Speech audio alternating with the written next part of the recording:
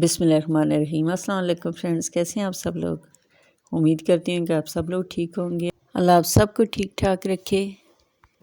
आज की वीडियो बहुत स्पेशल होने वाली है क्योंकि आज की वीडियो में आपको दिखाऊंगी कैंडल लाइट डिनर जो कि मेरी सिस्टर ने मेरे लिए अरेंज किया था। एक छोटी सी अरेंजमेंट की थी। ये मैंने सहरी तैयार की थी अपने लिए अपने किचन में। तो हुआ कुछ यूँ कि मेरे ससुर की तबीयत ख़राब हो गई थी, तो फिर हम लोग वहाँ चले गए कि 1-2 दिन रह आते हैं। तो पहले तो गए तो मैं ससुराल ही गई, वहीं पे मैंने खाना वगैरह भी खाया। और जब शाम को घर की तरफ आई तो देखा तो बहुत ज़्यादा डस्ट और मिट्टी थी, फ़र्श पे भी बहुत ज़्यादा गंद था।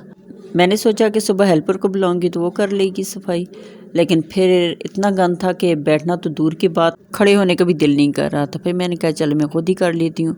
तो अभी मेहमान आए हुए थे, पहले मैं उनके पास बैठी, फिर मैंने कहा चलो मैं थोड़ा सा अपना काम कर लेती हूँ। तो ये रात के 8 बजे का टाइम है, तो 10 बजे तक मैंने इस कमरों की सफाई की है। इतनी ज़्यादा डस्ट थी कि मुझे 2 घंटे लगे हैं सफाई करने में। तो ये है कि घर साफ़ हो गया था और रात को आराम से सोई हूँ। फिर अगर कोई काम पड़ा हो फिर ये है कि नींद अच्छे से नहीं आती, यही फिक्र रहती है कि अब सुबह ये करना है वो करना है।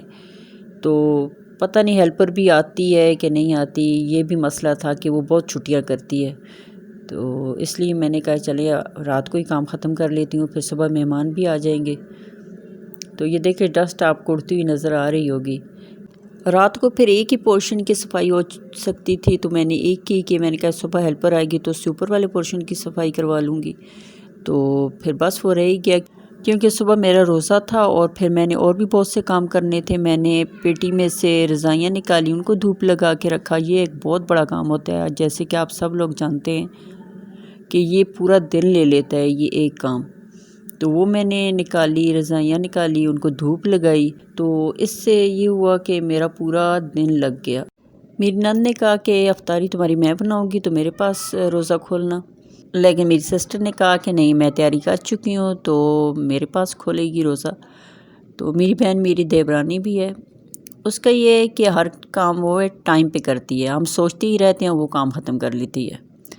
तो इसमें वो बहुत तेज़ है माशाल्लाह। तो फिर मैंने अफ्तारी सिस्टर के पास ही की, फिर उसने मुझे अम्मी के पास भी नहीं जाने दिया कि तुम जाओगी तो फिर उधर ही अफ्तारी करने लग जाओगी। तो मैंने सारी तैयारी कर ली है तो फिर मेरे पास ही अफ्तारी करना। तो फिर मैं अम्मी की तरफ भी अगले दिन गई। जब हम वापस आ रहे थे तो वापसी पे सिर्फ अम्मी से मिली और फिर निकल गए हम।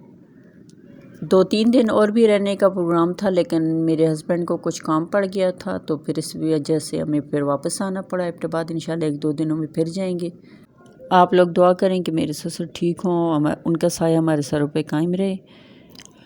आप किचन भी मेरा देख लें, अगर किचन अच्छा ना हो तो फिर खाना बनाने का भी दिल नहीं करता, और किचन खूबसूरत और साफ़ सुथरा हो तो फिर किचन में जाने का भी दिल करता है और अच्छे अच्छे खाने बनाने का भी दिल करता है। जब मेरी शादी हुई थी तो मेरे 2 ही कमरे थे और ये घर हमने बाद में बनाया था, और कोशिश की थी कि जो भी ज़रूरत की चीज़ होती है वो इस घर में हो। तो अल्लाह ने करम किया, अल्लाह की मेहरबानी से बहुत अच्छा घर बना।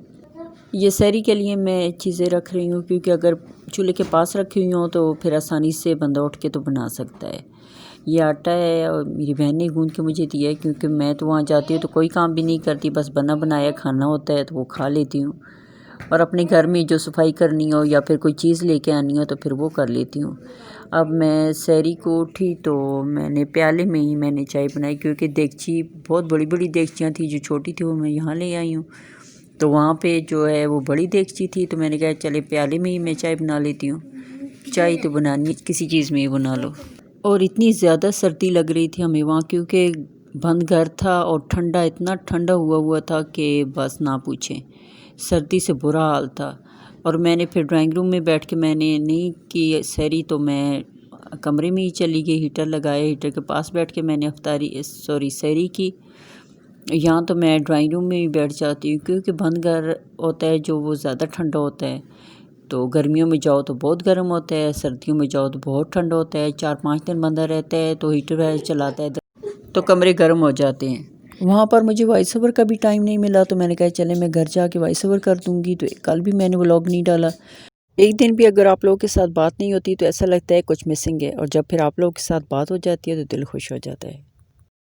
तो मैंने कहा चले मैं घर जाके कर लूँगी, क्योंकि वहाँ टाइम नहीं था, मेहमान भी आ रहे थे और घर में भी मैं कुछ न कुछ कर रही थी।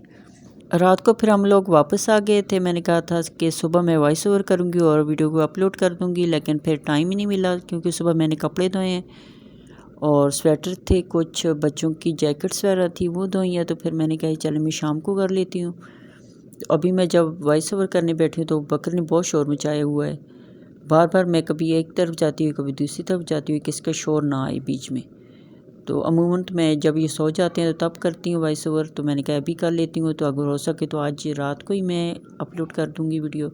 तो ये देखें अफ्तारी है मेरी, ये मेरी सिस्टर ने, जैसे कि मैंने आपको पहले ही बताया था, कैंडल लाइट डिनर जो है मेरी सिस्टर ने अरेंज किया था। तो बहुत मज़ा आया, सब चीज़ें बहुत अच्छी बनी हुई थी। स्पेशली जो मेरी सिस्टर बनाती हैं बिरयानी, और मटन की बिरयानी थी और बहुत ही मज़े की थी। अल्लाह मेरी सिस्टर को जज़ाए खैर दे, इतनी मोहब्बत से, इतनी चाहत से उसने मेरे लिए इतनी अरेंजमेंट की है। सच कहते हैं कि खून के रिश्ते बहुत अनमोल होते हैं, और बहन भाई को प्यार तो ऐसा प्यार होता है जो कि कहीं और से नहीं मिल सकता।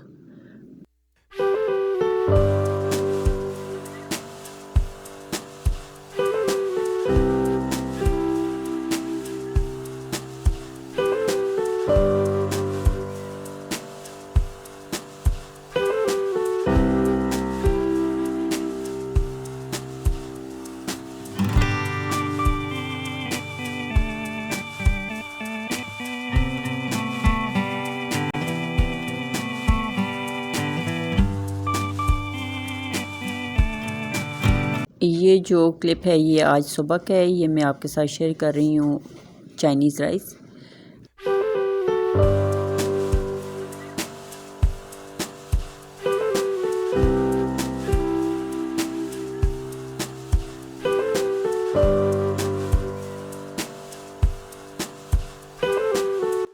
यहाँ पे मैंने चिकन रख दिया नमक और काली मिर्च के साथ बॉईल होने के लिए।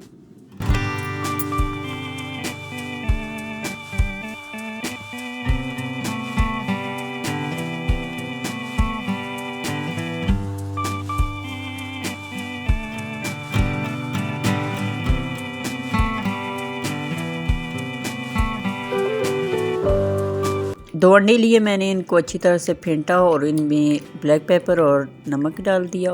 अब इसका मैं ऑमलेट बना रही हूँ।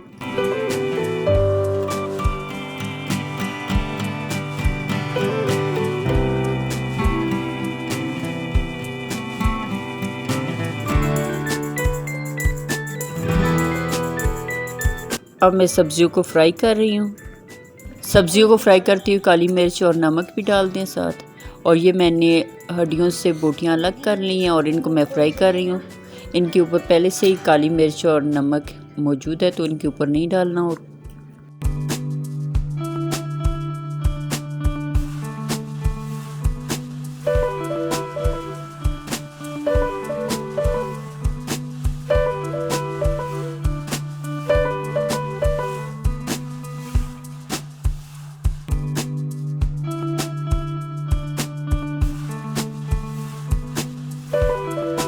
अब चावलों की मैं तह बना रही हूँ। तो सबसे नीचे चावल, फिर उसके ऊपर मैं सब्जियाँ डालती होती हूँ, फिर जो एंड पे मैं चिकन को डालती हूँ।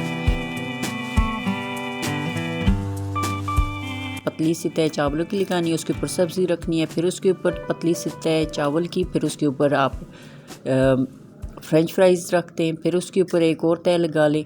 इस तरह छोटी छोटी तह लगाते जाएंगे। तो दम लगाने के बाद जब आप इसको मिक्स करेंगे तो बहुत अच्छे से मिक्स होंगे। मैं ज़्यादा इसके ऊपर काली मिर्चें डालती हूँ, क्योंकि काली मिर्चों के साथ मुझे बहुत अच्छा लगता है। पुलाव में भी मैं ज़्यादा डालती हूँ काली मिर्चें, और फिर जब मैं चाइनीज़ बनाती हूँ तब भी मैं काली मिर्चें ज़्यादा इसमें शामिल करती हूँ।